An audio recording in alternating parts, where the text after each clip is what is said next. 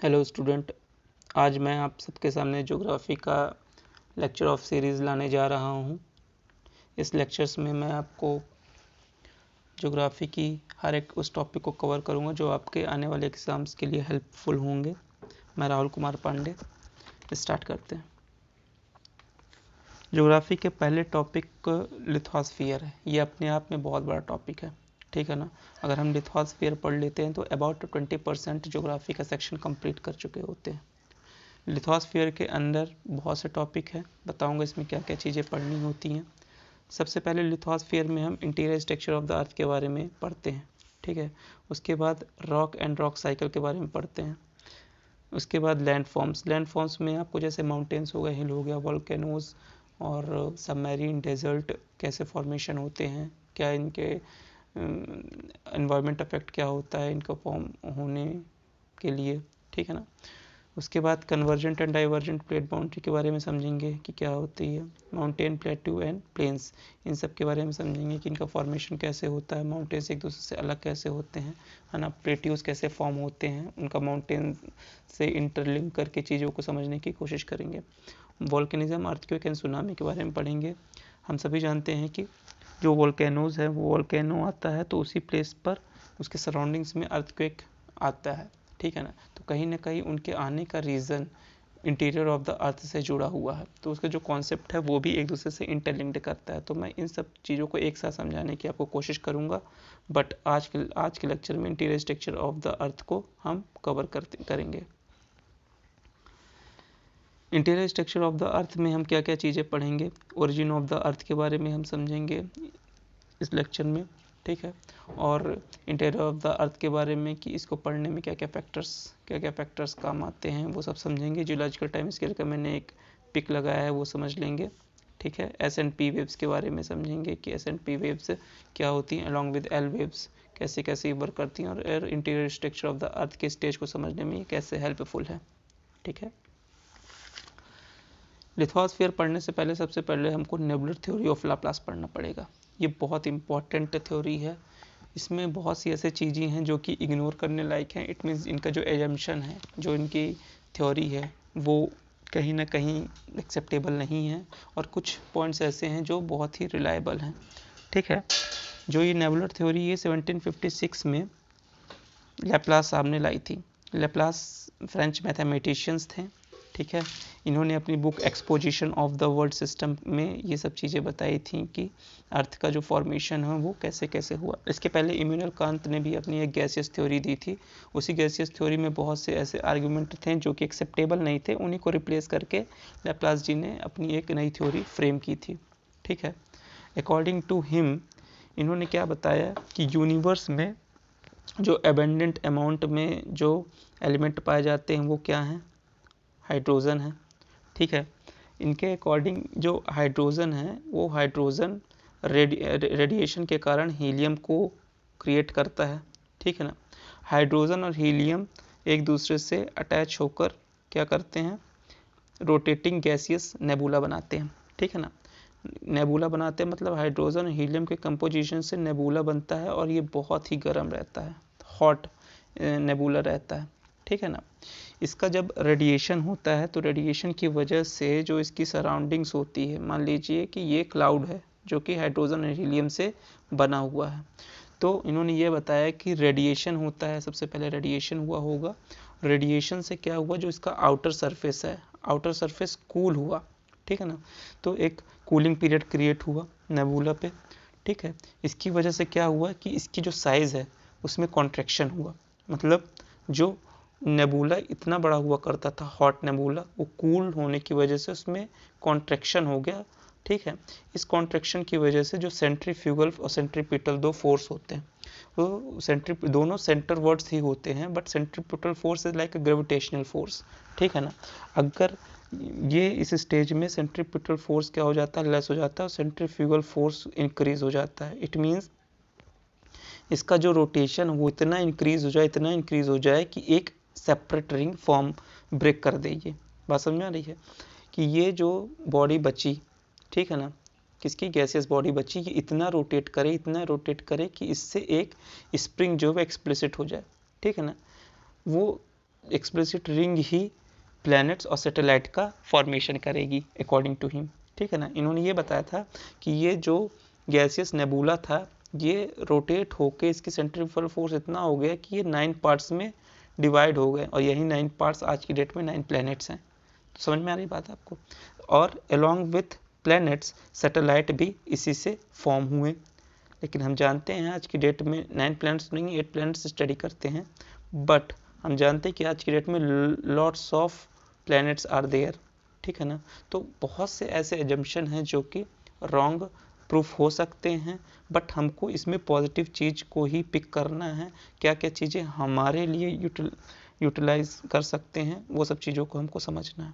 और कहीं ना कहीं इनकी जो ये थ्योरी थी, जो नेबुला की थ्योरी थी कि नेबुला का सेंट्रीफ्यूगल फोर्स इतना इंक्रीज हो जाए कि ये ब्रेक हो जाए, ठीक है, और ब्रेक होके ये प्लैनेट्स क्रिएट कर लें और यही सोलर सिस्टम एक प्रकार से बने। तो हम जानते हैं हमारे यूनिवर्स में बहुत से सोलर सिस्टम हैं, एग्जिस्ट करते हैं, गैलेक्सी एग्जिस्ट करती है।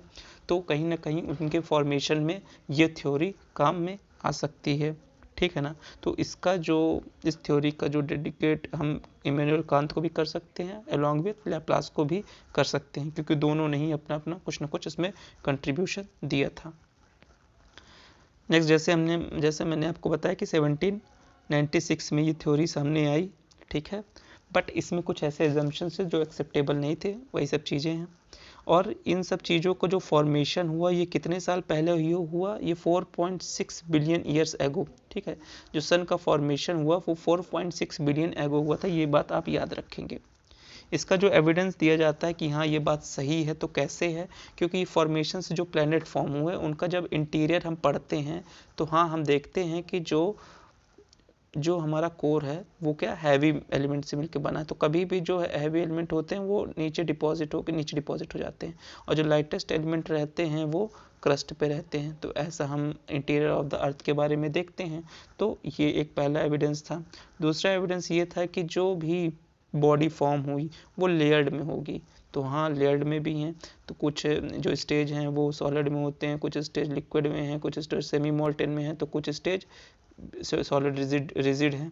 तो कहीं ना कहीं ये सब भी क्या है, एक लेयर्स में है। तो जो दूसरा एविडेंस था लैप्लास थ्योरी, ये एविडेंस बहुत ऑथेंटिकेटेड है। तो कहीं ना कहीं इन दोनों एविडेंस के कारण हम इसको रिलायबल मानते हैं, ठीक है। नेक्स्ट देखते हैं interior structure of the earth, ठीक है ना। ये कितने पार्ट्स में डिवाइड है और इनकी बेसिक कॉन्सेप्ट्स इनका क्या क्या है, ठीक है। ये मान लेते हैं इंटीरियर स्ट्रक्चर ऑफ द अर्थ है, खैर ये तो ओरिजिनल ही है, ठीक है ना।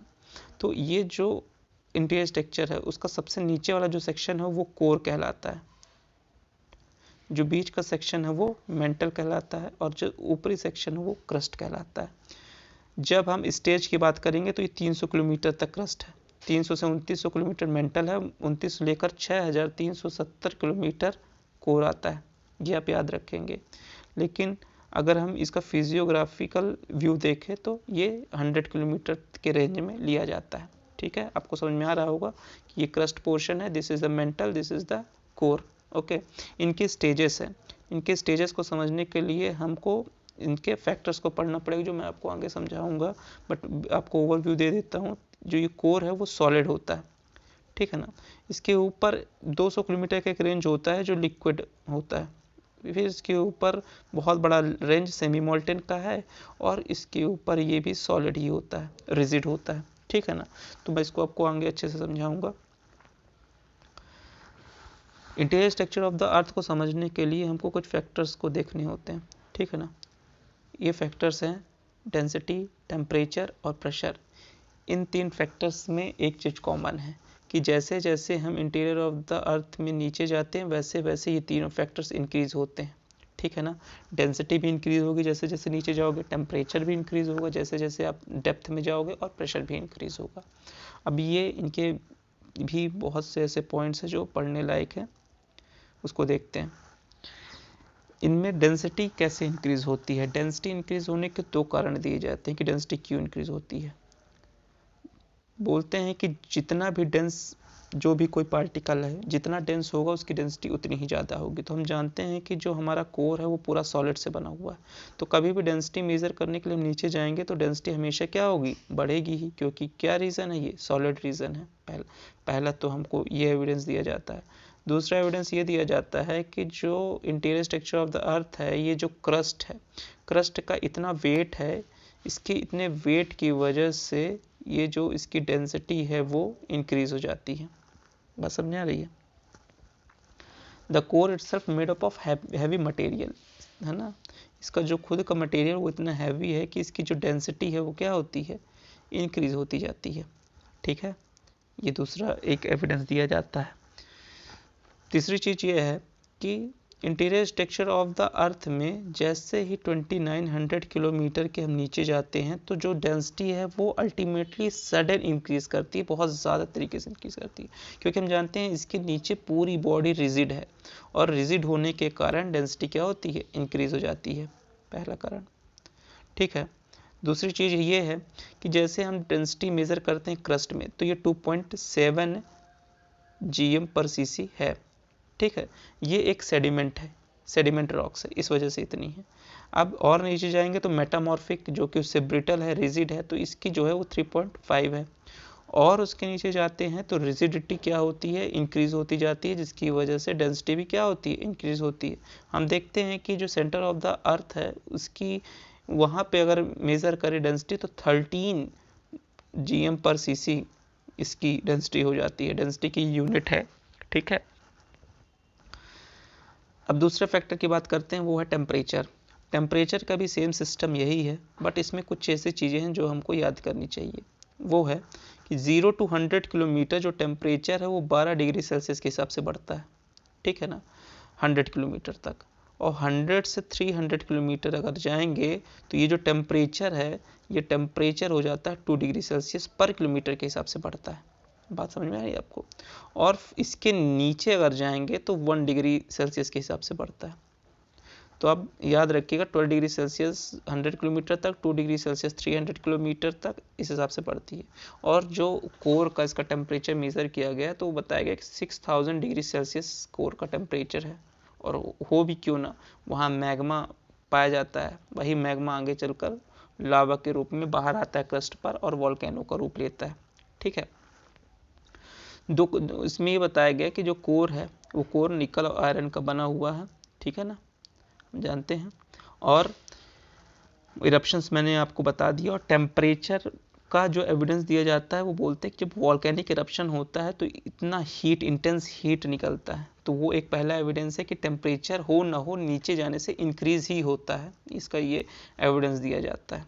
ठीक है ना, अब बात करते हैं प्रेशर की। प्रेशर में भी सेम चीज़ यही है कि प्रेशर भी इंक्रीज होता है as we go downward according to their depth of the interior of the earth. ठीक है ना, इसमें बेसिकली मेन याद करने वाली चीज़ ये है कि सेंटर ऑफ द अर्थ जो है इसमें जो प्रेशर होता है वो 3500 किलो बार होता है। Bar is the unit of pressure, ये आप याद रखेंगे, 3500 किलो बार इसका प्रेशर का यूनिट है ना, 3500 किलो बार इसका प्रेशर होता है सेंटर ऑफ द अर्थ में।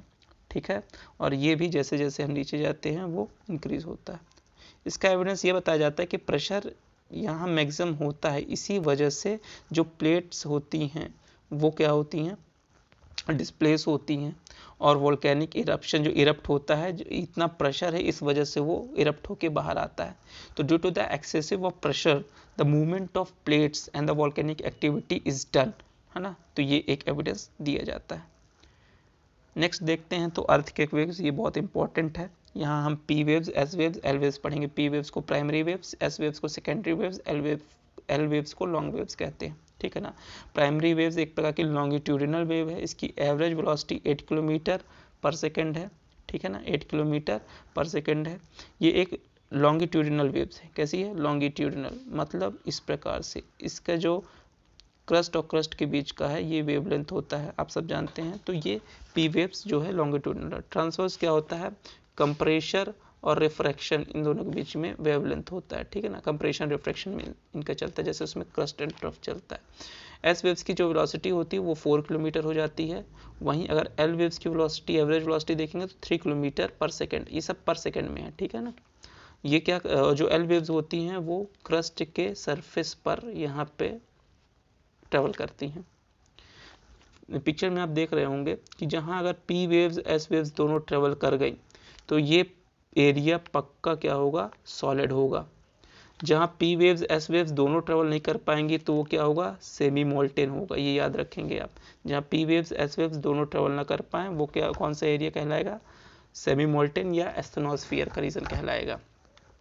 और जहाँ पी वेव्स तो पास कर जाएं बस बट एस वेव्स पास ना करें तो वो एरिया पक्का लिक्विड होगा।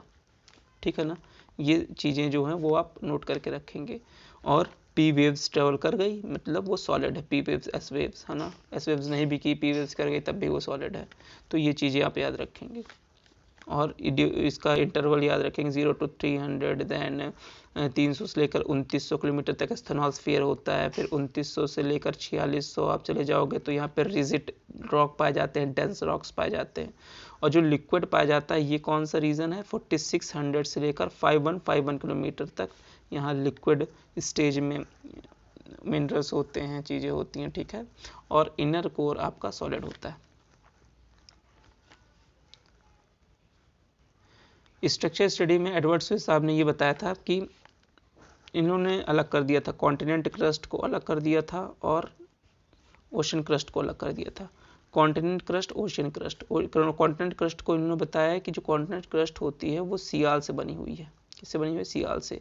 सियाल मतलब सिलिकॉन से बनी हुई है, एल्युमिनियम से इनका कंपोजिशन है। वहीं जो ओशनिक क्रस्ट है वो किससे बना हुआ है, सीमा से, मतलब सिलिका से और मैग्नीशियम से। तो आप ये याद रखेंगे, सिलिका से और मैग्नीशियम से ओशनिक क्रस्ट बनी हुई है। साथ ही साथ जो मेंटल वाला रीजन है वो भी सिलिका और मैग्नीशियम के कंपोजिशन से बना हुआ है। और वहीं कोर का जो सेक्शन है वो निकल से बना हुआ है और आयरन से बना हुआ है। ठीक है ना, but this information is now outdated because हम देखते हैं कि बहुत से मिनरल्स ऐसे हैं जिसमें बहुत ज़्यादा वेरिएशन है और कहीं ना कहीं इन सब मिनरल के अपार्ट बहुत से ऐसे मिनरल्स हैं जो पाए जाते हैं। ये जियोलॉजिकल टाइम स्केल का मैंने एक पिक्चर डाल दिया है, ये आप पढ़ लेंगे है ना, कौन सा ईरा, किस ईरा में कौन से ऑर्गेनिजम्स हुए, हमारा जो ह्यूमन है वो किस ईरा पे आए। ठीक है ना, टर्शरी पीरियड था, टर्शरी पीरियड में जो पैलियोसिन, इकोसिन, ओलिगोसिन, मिलोसिन इसमें ट्रांसफॉर्म हुआ ह्यूमन। उसके बाद आपका जो डायनासोर है वो जुरासिक में आए, एक्सटिंक्ट क्रिटेशियस में हो गए। तो ये सब चीज़ें आप पढ़ लेंगे। रेप्टाइल्स आपके है ना परमियन में आए है ना, नॉन वर्टेब्रल तो पहले ही आ गए, नॉन वर्टेब्रल फिर वर्टेब्रेट आए, फिर रेप्टाइल्स, फिर dinosaurs, then vertebrate are forms like birds है ना, मैमल्स, एनिमल्स। ओके, तो ये सब चीज़ों को आप कवर कर लेंगे अच्छे से। थैंक्स फॉर वॉचिंग मेरी वीडियो। आज लिथोस्फीयर के under sub topic internal structure of the अर्थ के बारे में इतनी ही थी। कोई भी डाउट हो इस वीडियो को लेकर तो आप ज़रूर कमेंट करें, मैं क्लियर करने की कोशिश करूँगा। धन्यवाद।